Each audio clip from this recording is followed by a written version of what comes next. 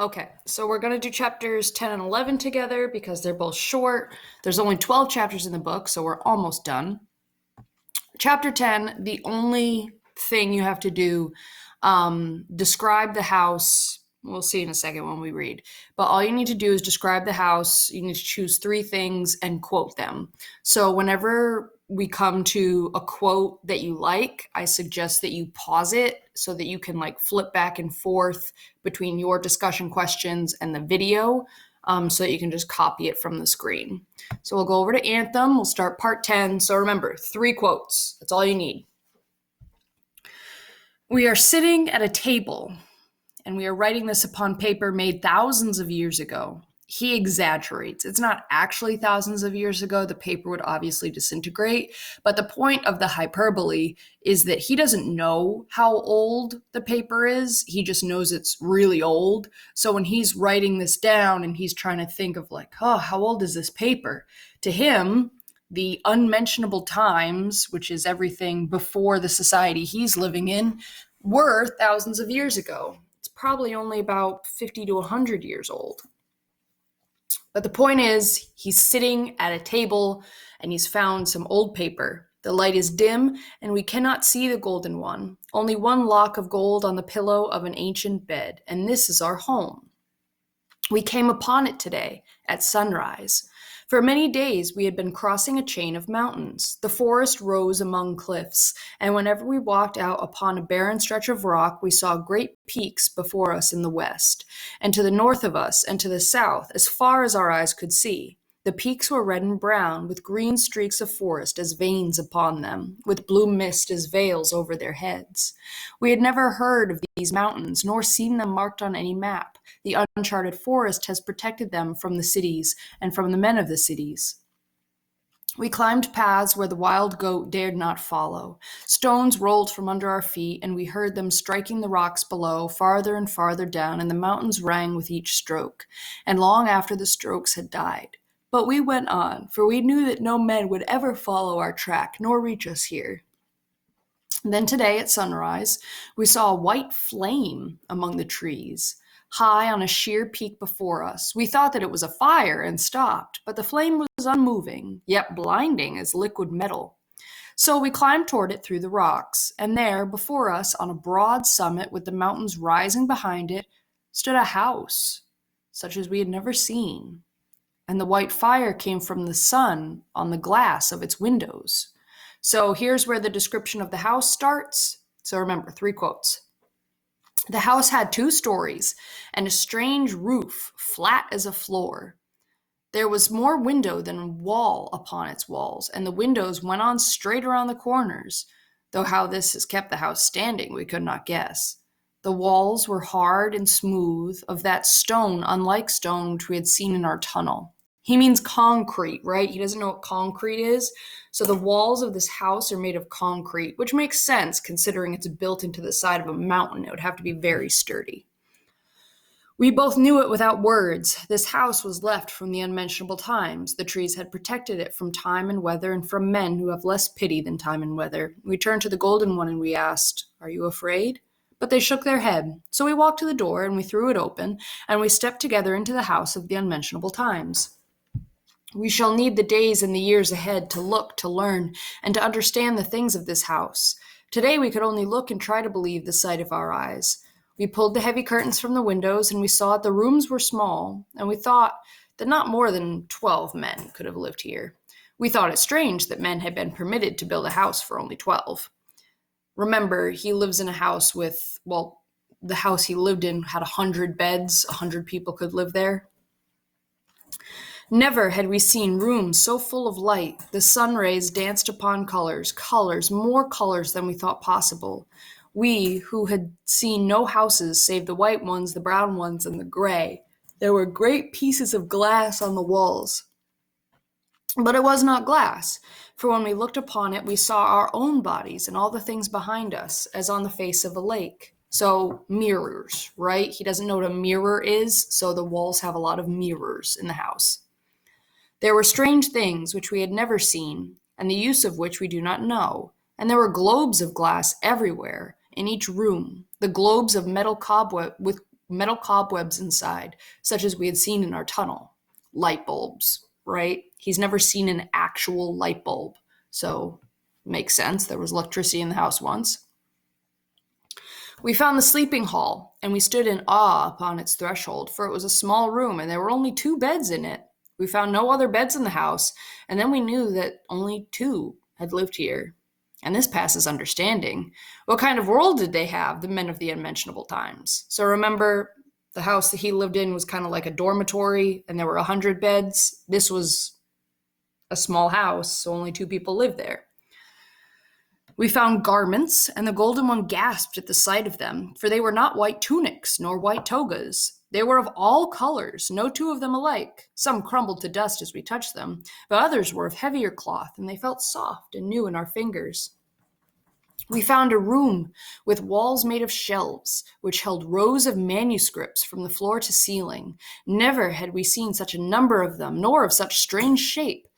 They were not soft and rolled. They had hard shells of cloth and leather, and the letters on their pages were so small and so even that we wondered at the men who had such handwriting. We glanced through the pages, and we saw that they were written in our language, but we found many words which we could not understand. Tomorrow we shall begin to read these scripts. So they're books, right? He doesn't have books in this time. They have scrolls like ancient Greece. But back in the unmentionable times, they had books, and he doesn't understand what a bound book is. And the fact that all the letters are perfect, the books were typed. But in his time, everything's written by hand. So he's like, I wonder how this person had such good handwriting. When we had seen all the rooms in the house, we looked at the Golden One, and we both knew the thought in our minds. We shall never leave this house, we said, nor let it be taken from us. This is our home and the end of our journey. This is your house, Golden One, and ours, and it belongs to no other men whatever, as far as the earth may stretch. We shall not share it with others. We share not our joy with them, nor our love, nor our laughter. Nor our hunger. Cursor was in the way. So be it to the end of our days. Well, your will be done, she said. And then we went out to gather wood for the great hearth of our home. We brought water from the stream which runs along the trees under our windows. We killed a mountain goat, and we brought its flesh to be cooked in a strange copper pot that we found in a place of wonders, which must have been the cooking room of the house. We did this work alone, for no words of ours could take the Golden One away from the big glass, which is not glass. They stood before it, and they looked upon their own body. So she's amazed by her reflection, because remember, she's never seen herself either. When the sun sank beyond the mountains, the Golden One fell asleep on the floor amidst jewels and bottles of crystal and flowers of silk. We lifted the Golden One in our arms, and we carried them to a bed, their head falling softly upon our shoulder. Then we lit a candle, and we brought paper from the room of the manuscripts, and we sat by the window, for we knew that we could not sleep tonight. And now we look upon the earth and sky. This spread of naked rock and peaks and moonlight is like a world which ready to be born, a world that waits. It seems to us it asks a sign from us, a spark, a first commandment. We cannot know what word we are to give, nor what great deed this earth expects to witness, but we know it waits. It seems to say it has great gifts to lay before us, but it wishes a greater gift for us. We are to speak. We are to give its goal, its highest meaning to all this glowing space of rock and sky. We look ahead. We beg our heart for guidance in answering this call no voice has spoken, yet we have heard. We look upon our hands. We see the dust of centuries, the dust which hid the secrets and perhaps great evils, and yet it stirs no fear in our heart, but only silence but only silent reverence and pity. May knowledge come to us. What is the secret that our heart has understood and yet will not reveal to us, although it seems to be as if it were endeavoring to tell it? So, because there's all those old books in the house, he's about to make some pretty big discoveries about what he's been missing in his life. So you only need 3 quotes that describe the house for chapter 10. All right, here we go. Chapter 11. I am, I think, I will. My hands, my spirit, my sky, my forest, this earth of mine. What must I say besides? These are the words. This is the answer. So pause for 1 second. No, sorry, it's down here. It's down here. My bad. I stand here on the summit of the mountain. I lift my head and I spread my arms. This, my body and spirit. This is the end of the quest.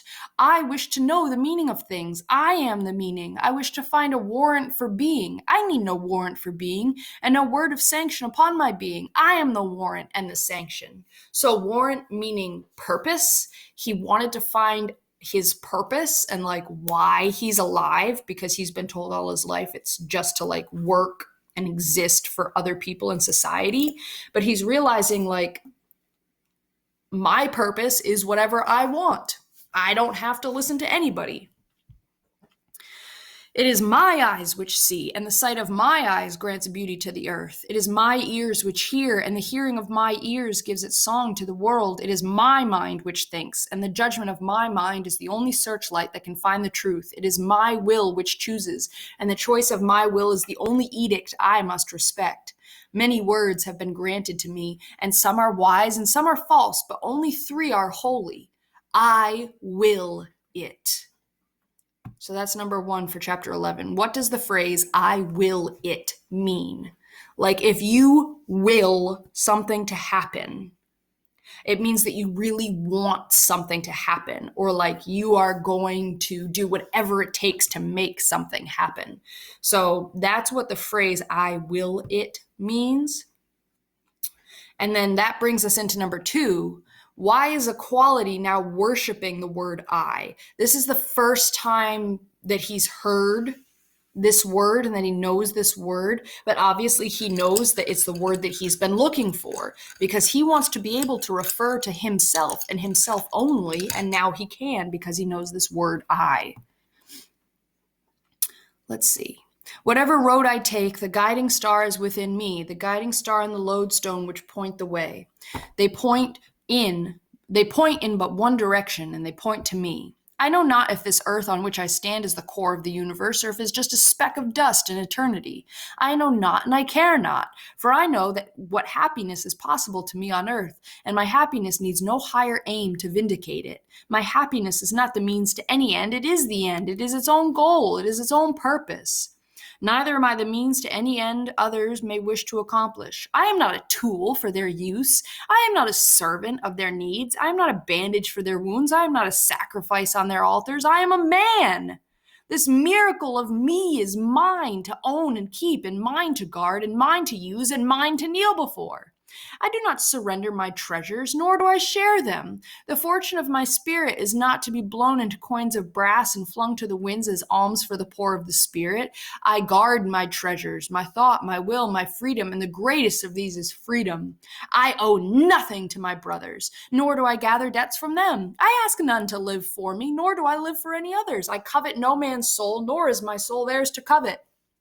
I am neither foe nor friend to my brothers, but such as each of them shall deserve of me. And to earn my love, my brothers must do more than to have been born. I do not grant my love without reason, nor to any chance passer-by who may wish to claim it. I honor men with my love, but honor is a thing to be earned. I shall choose friends among men, but neither slaves nor masters, and I shall choose only such as please me, and them I shall love and respect, but neither command nor obey. And we shall join our hands when we wish, or walk alone when we so desire. For in the temple of his spirit each man is alone. Let each man keep his temple untouched and undefiled. Then let him join hands with others if he wishes, but only beyond his holy threshold. For the word we must never be spoken save by one's choice and as a second thought.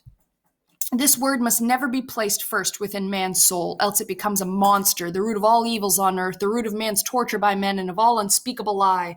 The word we is a lime poured over men, which sets and hardens to stone and crushes all beneath it, and that which is white and that which is black are lost equally in the gray of it. It is the word by which the depraved steal the virtue of the good, by which the weak steal the might of the strong, by which the fools steal the wisdom of the sages. If we run out of time, please finish this section. What is my joy if all hands, even the unclean, can reach into it? What is my wisdom if even the fools can dictate to me? What is my freedom if all creatures, even the botched and the impotent, are my masters? What is my life if I am to bow, to agree and obey? But I am done with the creed of corruption. I am done with the monster of we, and word of serfdom, of plunder, of misery, falsehood, and shame. And now I see the face of God, and I raise this God over the earth, this God whom men have sought since men came into being, this God who will grant them joy and peace and pride, this God is one word, I. You've got a couple